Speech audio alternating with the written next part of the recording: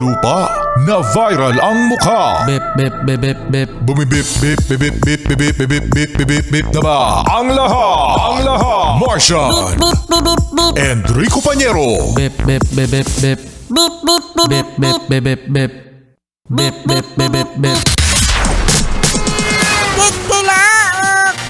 Titilaok! Bip, bip, bip, bip, bip! Ito na ang 101.1 Yes FM Balitang Kaya mainit-init pa rin mga Yes Friend ang mga balita tungkol sa pag-attend ni Tatay Digong ni dating Pangulong Rodrigo Duterte sa Senado.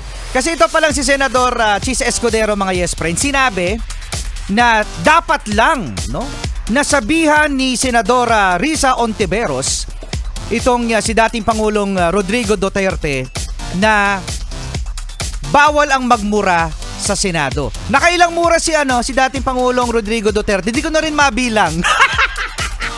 Nung una pinipigilan niya pa di ba Pinipigilan niya pa Martian yung mura niya Pero lumabas talaga.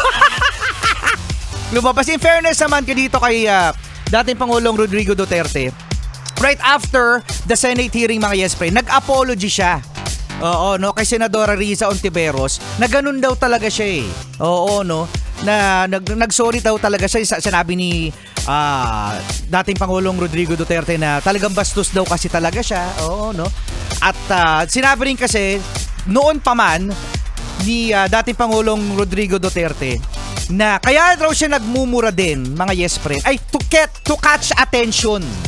Di ba, a simple conversation mga Yes Friend na mga magkakaibigan. Kapag may nagmura, di ba, ano sasabihin? Ano daw sinabi?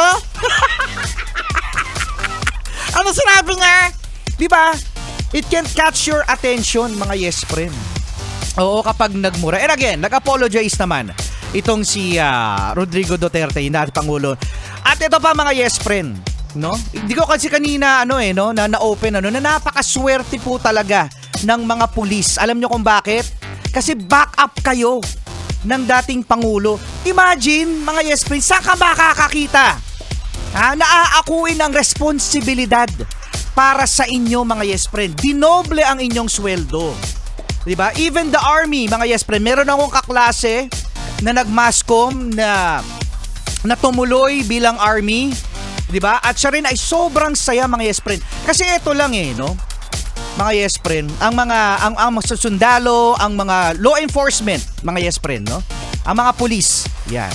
Para sila ay gandahan ng performance, parang gera yan. Makakapanood naman kayo ng mga action, mga Yes Friend. Diba? Noong unang panahon, diba? Kapag ang isang troop ay susugod sa kalaban, ano ang sasabihin ng leader? Hoy! Hindi ganyan, di ba? Words of encouragement. Para ang kanilang feeling mga Yes pa rin ay mas umalab at para talagang ganahan lumaban. Yan, sa bakbakan mga Yes pa rin. At yan yung ginawa. Kaya napakaswerte ng mga pulis, sa mga Yes pa rin natin, na respetadong mga pulis. Napakaswerte nyo po dahil meron kayong backup sa dating Pangulong Rodrigo Duterte. Rico Pañero, bias! Hoy, again, sinasabi ko sa inyo, ang sinasabi ni Rico Pañero ay wala pong kinalaman sa Yes FM. Kating-kati ako kasi sabihin Hindi, bias ka, Rico Pañero. Yan ang ating balitang.